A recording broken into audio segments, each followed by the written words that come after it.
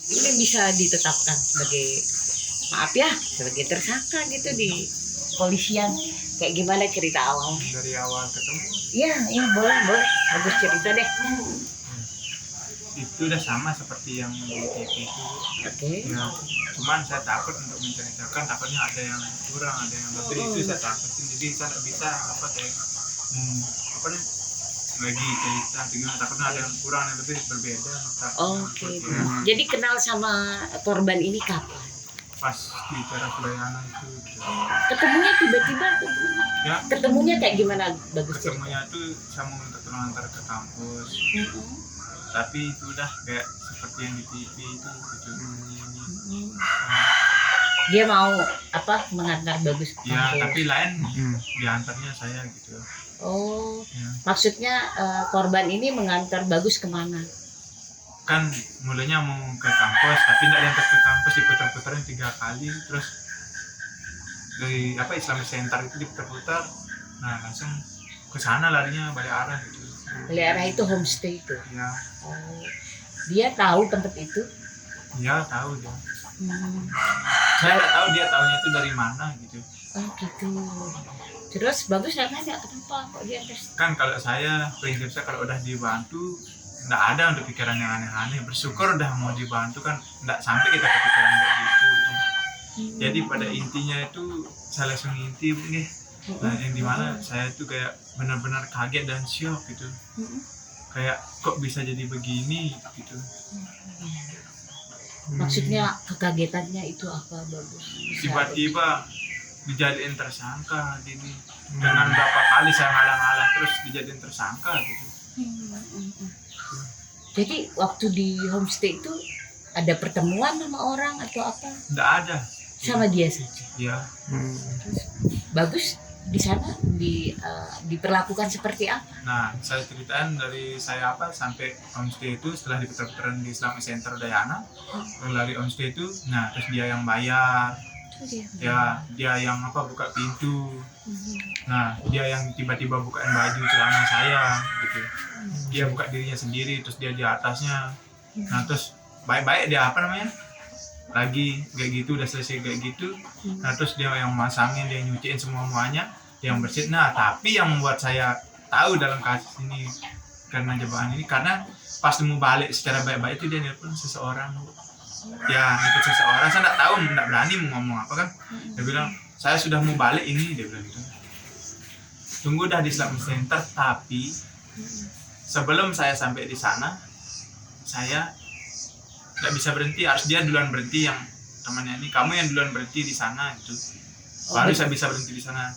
Nah balik arah saya kira diantar apa namanya ke kampus, itu dah saya udah syok karena saya capek juga karena kelelahan gitu kan, karena nggak bisa ngomong apa-apa, dah saya turut aja jalan. Nah, lagi diputarin Islamic Center, nah terakhir penutupnya itu, terakhirnya itu tiba-tiba pas muter 3 kali Islamic Center yang sama, terus dia nanya sambil nelpon kan HP-nya di helm ini, kamu di mana nih? Saya sudah di Islamic Center, dia bilang. Saya juga udah di Islamic Center, ya kamu duluan berhenti sebelum saya nggak bisa berhenti gitu, dia bilang.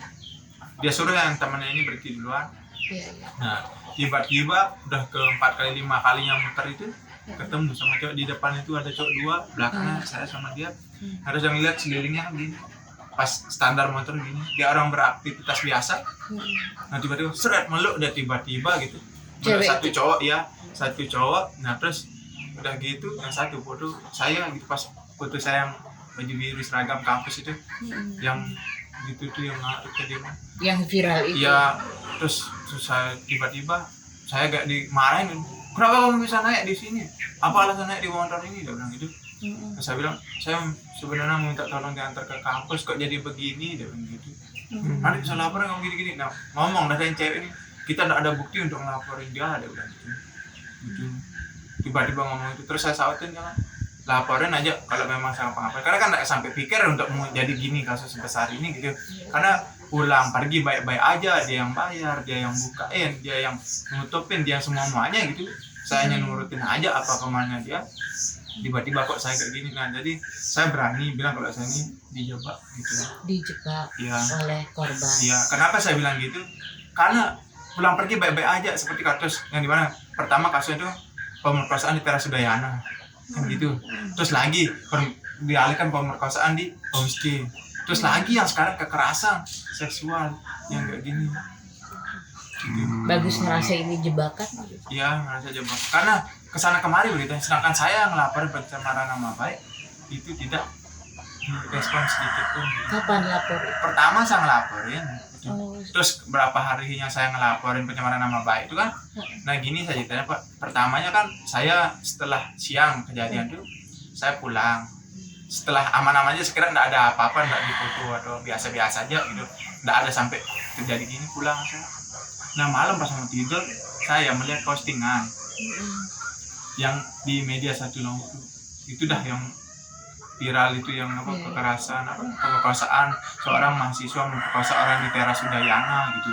Yang kayak gitu tuh saya laporin ke Polresta, tapi Polrestanya ajakin ke Polda karena langsung ke sana. Setelah diantar sama polisi ada di sana yang ngurus-ngurus juga yang bantu saya, malam-malam saya pulang ke sini.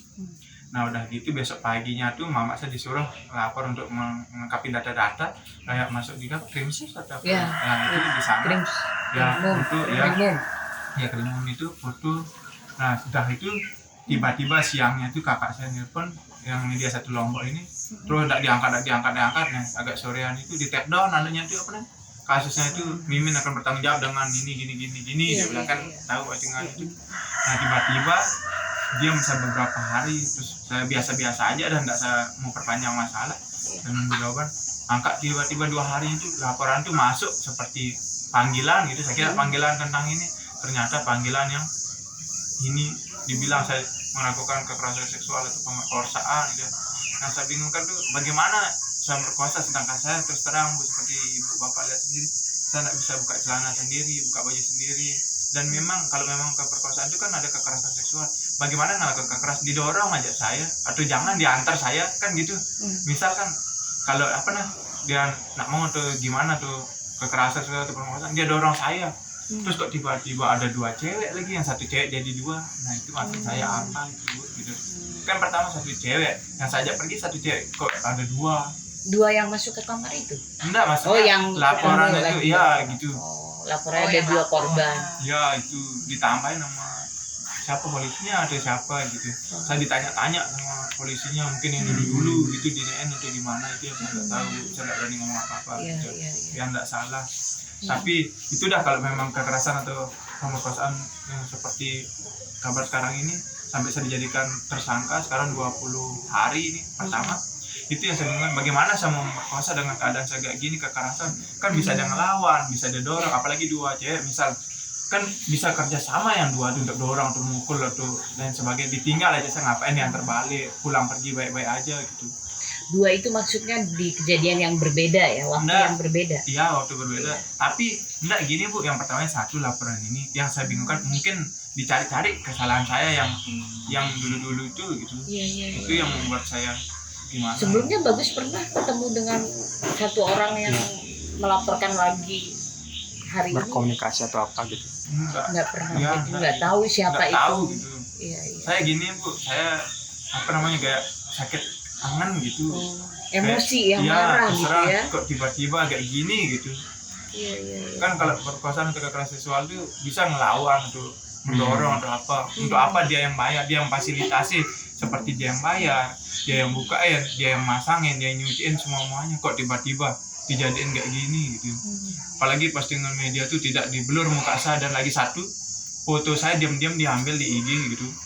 Itu foto saya pakai pakaian adat itu.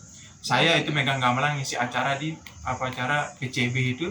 Dari mana dia tahu kok tiba-tiba mengambil, muka tidak diblur kan seperti di TV kan diblur itu karena kan ini enggak dia terang-terangan di media satu Lombok itu muka enggak diblur. Terus dibilang Agus Buntung kan bagaimana perasaan kita sesama manusia, masa enggak punya perasaan. Andai kalau dia di posisi saya bagaimana Bu gitu. Iya. Jadi merasa didiskriminasi ya. Bagus ya. Terus tiba-tiba dia bilang ini ciri-ciri tidak ada punya tangan kiri kanan atau yang disebut Agus Buntung, dia bilang gitu. Bagaimana perasaannya? Ayo dah, kan ibu-ibu adalah calon ibu, andai punya anak bagaimana, bapak-bapak punya anak bagaimana gitu. Makanya saya terus terang memohon Bu, yang dimana dengan tahanan yang kurang lebih ini yang 17 hari, yang lagi 3 harinya saya udah 20 hari, memohon biar cepat tuntas kasus ini. Dan saya terus terang dah, biar damai aja. Saya tidak menuntut dah yang pencemaran nama baik, biar Tuhan yang balas gitu. Saya tidak menuntut, yang penting saya bisa kuliah, kerja main gamelan seperti biasa. Saya berharap satu, mudah-mudahan dengan selesai kasus ini saya bisa memotivasi orang di luar sana menjadi seperti membuka lembaran baru. Ini mungkin jalan, kalau saya ambil aja jalan untuk bagaimana saya bisa mengangkat martabat orang tua. Kan dengan ini saya bisa menampilkan setidak-dikitnya saya bisa main gamelan, seperti saya bisa diundang, memberi motivasi seperti yang saya lihat kan, seperti di postingan yang ganteng kayak apa nih? Korea itu. Ya itu saya pingin diundang. Saya juga bisa main apa gamelan gitu. Saya pingin ketemu sama Pak Presiden Prabowo, memberitahukan saya kesenian saya biar bisa memotivasi bahwa Indonesia ini punya kesenian gitu yang sangat bagus, dan yang dimana bukan karena keterbatasan tetapi karena perjuangan hidup. Suatu saat pasti Indonesia ini akan indah pada waktunya. Kita berjuang bersama untuk membangun Indonesia ini, terutama Pak Presiden Prabowo yang terhormat. Saya memohon biar saya diberi kesempatan untuk menampilkan gamelan saya, biar bisa memotivasi orang-orang yang disabilitas juga di sana untuk ayo, tidak ada yang mustahil selama kita bisa berjuang. Kita ambil imannya aja dalam ini. Saya tetap bersabar. Terus terang walaupun saya terkekang Bu, tidak bisa kemana-mana, hanya di kamar. Sakit kepala saya Bu, itu sangat sakit kepala saya gitu. Tidak bisa, biasanya saya kerja gamelan, apa ngamen-ngamen seperti dia tahu itu ngamen-ngamen itu. Terus apa tiba-tiba kayak gini kan bagaimana gitu. Download Tribun X sekarang, menghadirkan lokal menjadi Indonesia.